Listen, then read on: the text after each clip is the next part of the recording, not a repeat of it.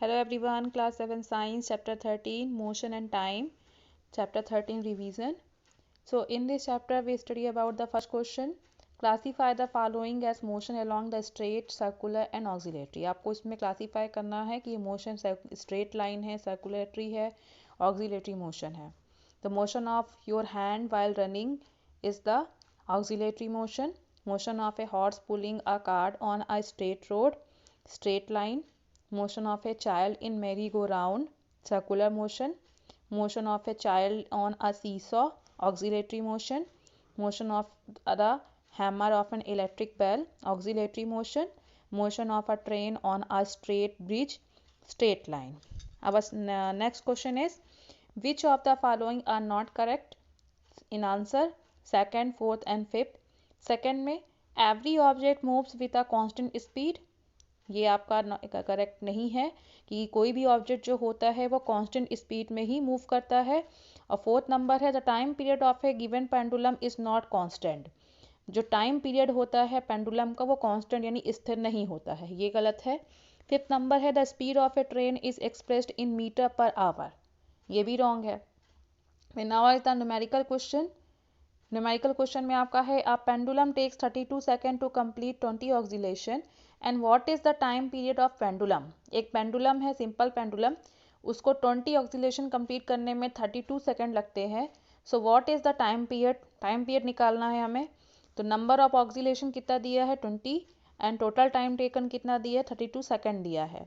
तो we know that, हमें पता है time period of a given pendulum is the time taken by is to complete one oscillation.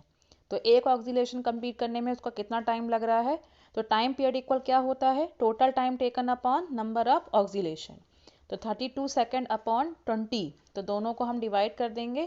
तो divide करने पे हमारा आंसर आएगा 1.6 सेकेंड, यानी कि उसको एक ऑक्सीलेशन कंप्लीट करने में कितना टाइम लग रहा है, 1.6 सेकेंड लग रहा है.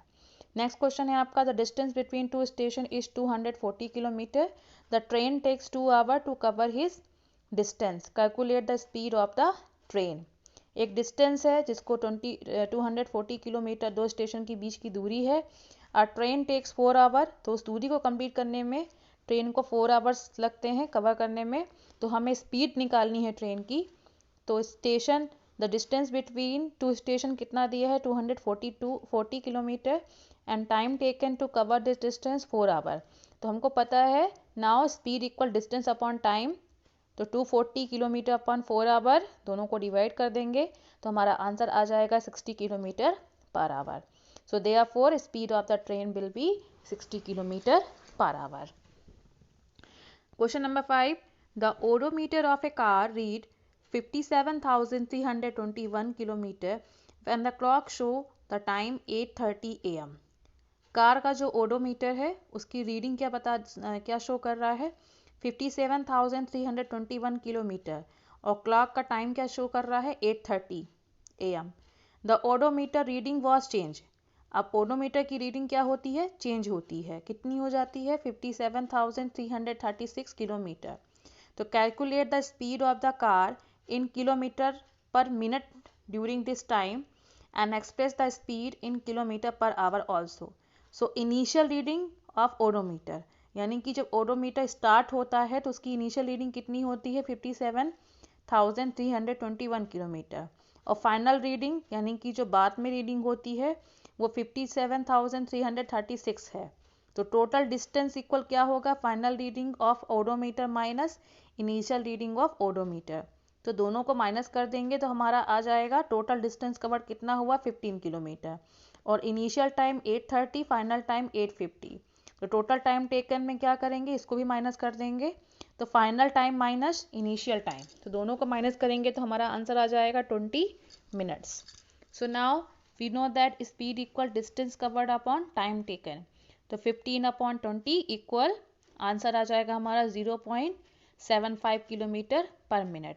तो speed in kilometre per hour, इसको हम कन्वर्ट करेंगे, मिनट पे है तो कन्वर्ट करेंगे किलोमीटर पर आवर में. तो 0.75 into 60 equal 45 kilometre per hour. Next question, Salma takes 15 minutes from her house to reach the school on bicycle. Salma को अपने घर से स्कूल पहुंचने में कितना टाइम लगता है? 15 मिनट्स लगता है। If the bicycle has a speed of 2 metre per second, और अगर बाइसिकल की स्पीड कितनी हो जाए? 2 मीटर पर सेकेंड हो जाए, तो calculate the distance between the house and the school. तो स्पीड ऑफ बाइसिकल कितनी है? 2 metre per second. Total time taken 15 minutes. तो मिनट्स को हम सेकेंड में कन्वर्ट करेंगे तो 15 इंटू 60 हो जाएगा। 60, एक मिनट में 60 सेकेंड्स होते हैं, इसलिए वहाँ 60 से इसको इंटू कर देंगे तो 900 सेकेंड आएगा। So we know that distance covered equal speed into time taken. तो 2 इंटू 900 इक्वल 1800 मीटर। तो मीटर को किलोमीटर में हम कन्वर्ट करेंगे तो आ जाएगा 1.8 kilometre. So distance between house and school is 1800 meter and 1.8 kilometer. Here is the graph. Show the shape of the distance time graph for the motion in the following cases. तो इसमें आपको case दिए गए हैं, इस case के according हमें graph plot करना है। A car moving with a constant speed, एक कार है जो कांस्टेंट स्पीड में मूव करती है, तो आपको फर्स्ट नंबर का ग्राफ शो करना है। And a car parked on the side road, तो सेकंड नंबर का हो गया। Which of the following relation is not correct, इसमें होगा speed equal distance upon time. The basic unit of speed is metre per second. A car move with a speed of 40 kilometre per hour पर for 15 minutes and then with a speed of 60 kilometre per hour for the next 15 minutes. The total distance covered by the car is 25 kilometre. Suppose the two photograph shown in the figure, आपकी book में दिया होगा 13.1 and 13.2, and had been an interval of 10 seconds if the distance of 100 meter is shown by 1 centimeter in this photograph. Calculate the speed of the blue car. तो इसमें जो speed आपकी होगी वो 100 मीटर पर सेकेंड होगी। 100 metre पर 10 second equal 10 metre per second. फिर यहाँ पर आपको बताना है ग्राफ में कि कौन सा इसमें ज़्यादा फास्ट है। तो vehicle A is travelling longer distance. Graph में आप देखिए जो पॉइंट 0 से ए तक का व्हीकल जो शो कर रहा है वो लॉन्गर डिस्टेंस कवर कर रहा है, और आपका in lesser time as compare to vehicle B, so the vehicle A is moving faster. इसमें आपको बताना which of the following distance time graph is truck moving of speed which is not constant, तो इसमें आपका third number होगा। So dear students, ये रहा आपका 13 लेसन का रिवीजन। आपके 5 लेसन्स आने वाले एग्जाम में, और 5 लेसन का रिवीजन मैंने आपको एक्सरसाइज जो भी है एक्सप्लेन कर दिया है।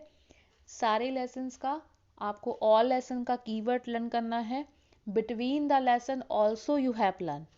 लेसन को पढ़िए, रीड करिए, उसके जो फैक्ट्स दिए हैं बॉक्सेस में उसको ज़रूर पढ़िए। लेसन की रीडिंग अच्छे से करिए, छोटी छोटी चीज़ों पर ध्यान दीजिए, तो जिससे अगर 20 से भी क्वेश्चन आता है तो ये कहने के लिए ना हो कि मैम ये 20 से क्वेश्चन कहाँ से आया, कैसे आया। बार बार मैं आपको याद दिला रही हूँ, between the lesson also you read. Exercise भी पढ़ना है आपको, कीवर्ड भी, बिटवीन द लेसन भी पढ़ना है। Okay, thank you and have a nice day.